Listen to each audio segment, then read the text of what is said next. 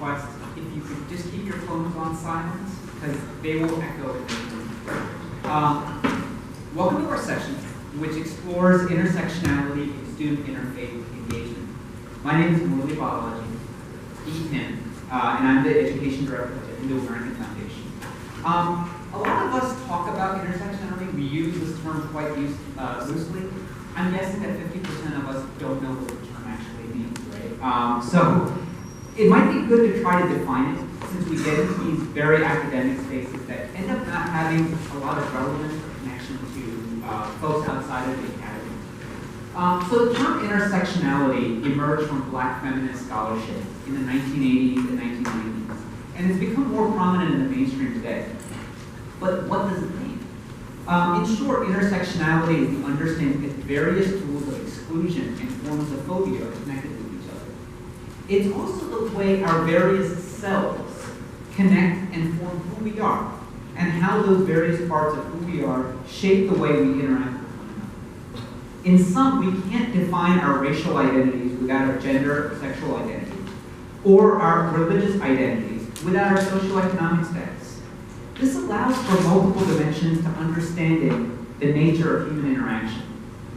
Intersectionality helps us to understand social difference, and that through understanding the connected nature of these forms of difference and discrimination, we're better equipped to combat injustice and intolerance. It also helps to be more connected with one another, shaping relationships forged through empathy and mutual understanding. Intersectionality does have its critics, but as we hope to highlight in this session, it can be a useful tool in helping us become better advocates on campus and in our communities. So before I hand it over to our amazing facilitator, Timothy King, Associate Director of Inclusion Initiatives at George Washington University, I'd like to introduce our esteemed panel, and I do mean esteemed. We have Rachel McNeil, she, her, coordinator of the UNF Interfaith Center. Her students, Kalala Jamal, she, her, a senior sociology major, and Lauren Michael, she, her, a senior studying ceramics, religion, and sociology. Very diverse, and a credit to UNF's course offerings. We have two Californians, Adeel J, he, him, Muslim Chaplain at the Claremont Colleges, and a TEDx speaker. I wanted to throw that in there. And Raja Athar, they, them, Director of the LGBT Center at LGBTQ Center at UCLA. And he's on his fourth cup of tea, so if he falls asleep in the middle of this session, he just took a red eye. I will throw a rocket. Lovingly. Finally, we have my friend Vinny Chunder, coordinator of the Hindu Life program at Princeton, the first and only coordinator. So you're going on year 9? Not anymore. We have, I'm so happy to have a new colleague at Georgetown University. No, at Princeton. At Princeton, yes. That's right. Yes. So he's been there since the beginning. All these panelists bring so much gravitas and star power to the session that I better hand the mic over to Timothy to get us started. Well, thank you, Marley. Again, my name is Timothy Kane. I work at the George Washington University, and we really emphasize, celebrate, and support all the diverse identities of our students, including our identity of place. We always talk about where you're from. In my case, I'm from Rochester, New York.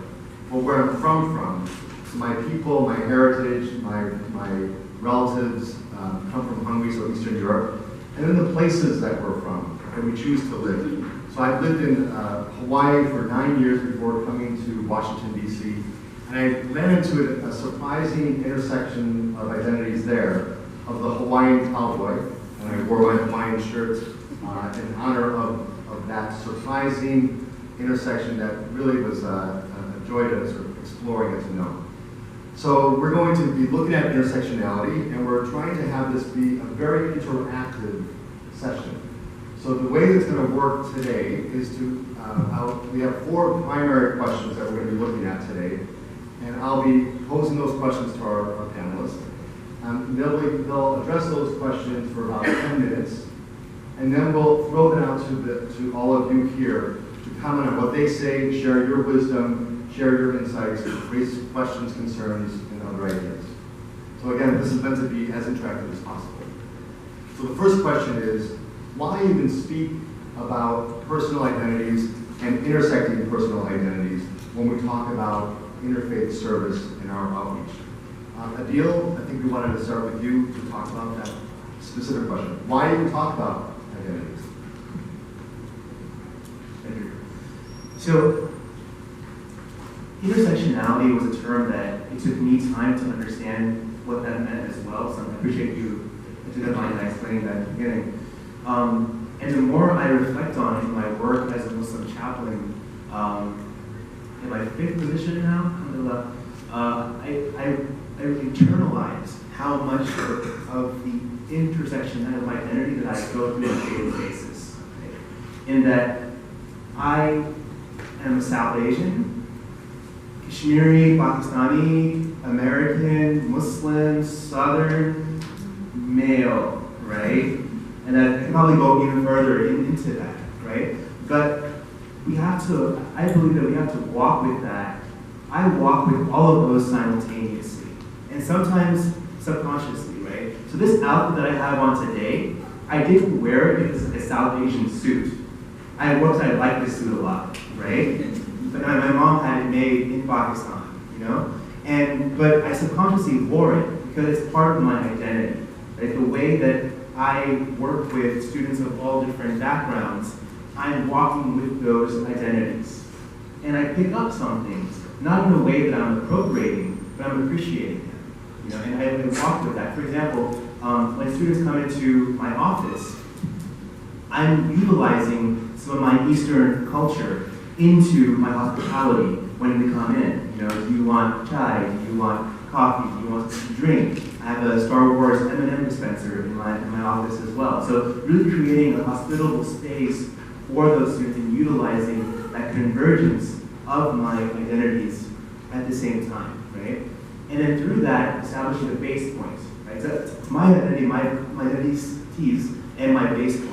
And then with that base point, I'm looking at everybody else's identities, how they define themselves. It's very important to understand that we can't define anybody's identity. They have to define for themselves how they wish to identify themselves. Okay? And so whenever we do that, I think, you know, we have looking at it in a way that the convergence of identities coming together is part of my identity. What I mean by that is if a woman of color is discriminated because of her identity, that affects my identity.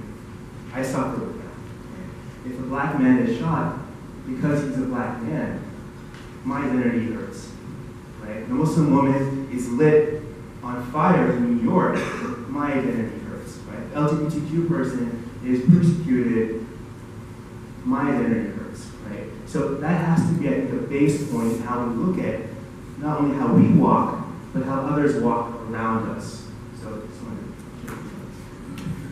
So the other members of the panel that want to talk about even that very baseline question, why talk about it? And then I know that our colleagues from the University of North Florida have best practices, but how about a little bit more about why are we talking about intersectionality, identities, even to begin with? Thank you so much. I'd like to just build a little bit on what Adeel has laid out and what Worley laid out for us in such an apt definition of intersectionality. I think of intersectionality in a similar way, and also for me, intersectionality is deeply tied into another concept which I think promises many wonderful new opportunities for growth, but also many challenges, and that is liminality, being in a liminal space. So I'm especially reminded of this, and I'm feeling this very keenly, although I hadn't planned to necessarily touch on this, but in hearing Timothy mention this phrase, where I'm from, I think that brings up a lot for me, because growing up as an American born and raised child of immigrants, Indian American, and Hindu American, invariably and constantly hyphenated identity, or multi-hyphenated identity, that question is complicated. That's a complicated question. Where are you from? And it can be a troubling question, it can even be a traumatic question, depending on the context. And so for me, getting back to the question of why intersection, why is this an important thing to talk about, for me, intersectionality takes us into that complexity and allows us a vocabulary to navigate, to wrestle with that complexity.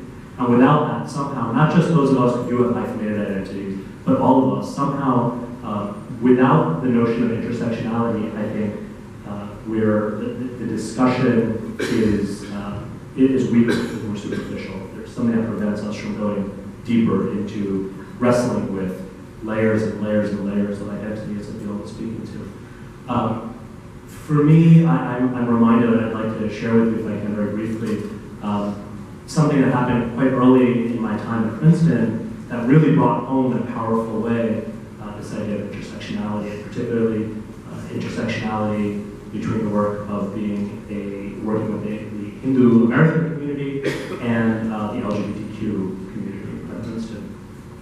Early on in my time directing the program at Princeton, I met with our then director of the LGBTQ Center, and we conceived of a collaborative project.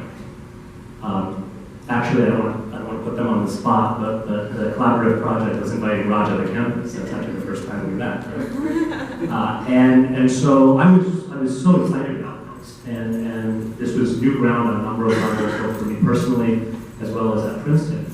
And so we figured out the details, and I was really happy to put this as part of the calendar of events for the year.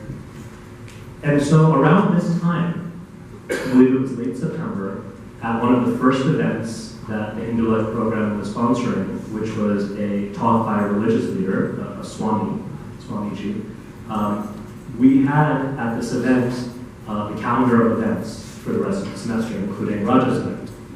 And after the Swamiji's talk was over, a community member, and actually a parent of one of my students, one of my Hindu-American students at Princeton, accosted me in the hallway and pulled me into a corner, but not enough of a corner, so it was just something of a public spectacle, and started screaming in my face, what in the world, what the hell was I doing bringing this kind of filth to the Hindu community?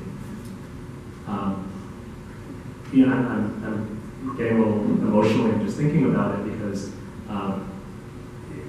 for so many reasons, but the one that struck out to me that struck me so strongly and continues to strike me was just the vehemence and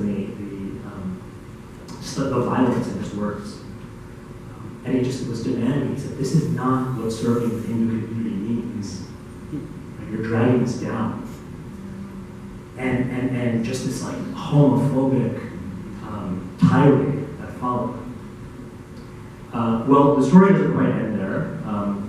I should also add that this was in Hindi, which is not a language, which is a language that I speak, but not as my first language. So already I was also at a disadvantage there too. So trying to defend myself in my broken Hindi, which brings back again most traumatic memories of my childhood of never being quite Indian. So there's a lot of stuff going on there, right? Well, the story doesn't end there because this gentleman really took it on himself to complain and to try to get this program stopped. What he didn't realize, of course, was that the entire Office of Religious Life was firmly behind this program. And so, if anything, it just more solidly expressed to them why it was important that we do this. And so we did the program. And from that program, I'm so happy to say, emerging directly as a result of that program with Raja, a student-led support group for South Asian folks who identify on the LGBTQ spectrum emerged from that program. And that wouldn't have happened if we hadn't taken the step to explore that intersectionality. If we hadn't responded in the best way to that person's ignorance and that person's hatred. The other point that I feel like I need to say, although it's a little bit sensitive, is that that community member, that parent, his son is a deeply closeted gay man. And there's something there that I haven't quite worked out with, but there's something there that tells me, that reaffirms for me that intersectionality matters. It matters and it's going to matter for that young man as he continues to navigate and negotiate, and it matters for the community that's going to be, I hope and pray, a support system for him. So I'll leave it at that. So now we have about 5 minutes. We wanted to ask all of you, why do you speak to identities, personal identities, intersectionality of personal identities, especially to Vinny's point about it being a liminal space?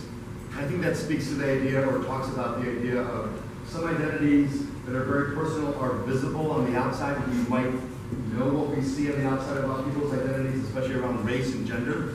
And many identities are more on the inside and less visible. Again, creating that liminal space of intersectionality.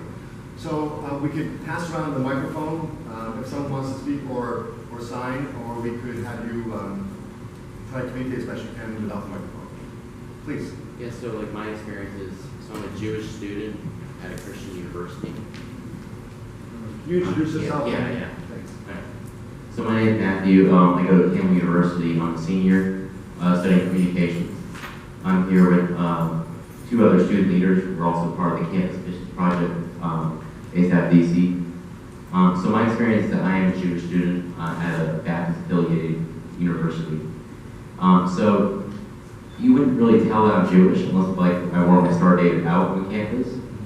So it's like I'm Jewish, but I don't even feel Jewish when I'm at school. So, and it's a place where I'm the minority at the majority of the school, and it's been difficult sometimes.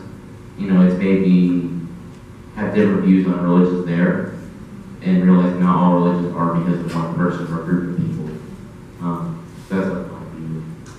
Have you done interfaith service at your university? How did that play out in terms of you sharing your Jewish identity? Yeah. So when I came in as a freshman, I joined a club called G-Force. It was the Interfaith club on campus, and we had an interfaith dinner, and it was awesome. And then my sophomore year, it kind of just fizzled out. The need for it at school, no one came to the meetings, except only like 4 or 5 people, so I got discouraged. And this year, I started a Jewish student organization, open the whole campus, as part of our campus ministry. I think it's helped my Jewish identity. I think I've lost it over the years at Campbell. The closest synagogue is 45 minutes from the school in Raleigh. It's been hard. It's been frustrating. It's skewed my views of the other faiths, the Christian faith. It's skewed my view of Islam.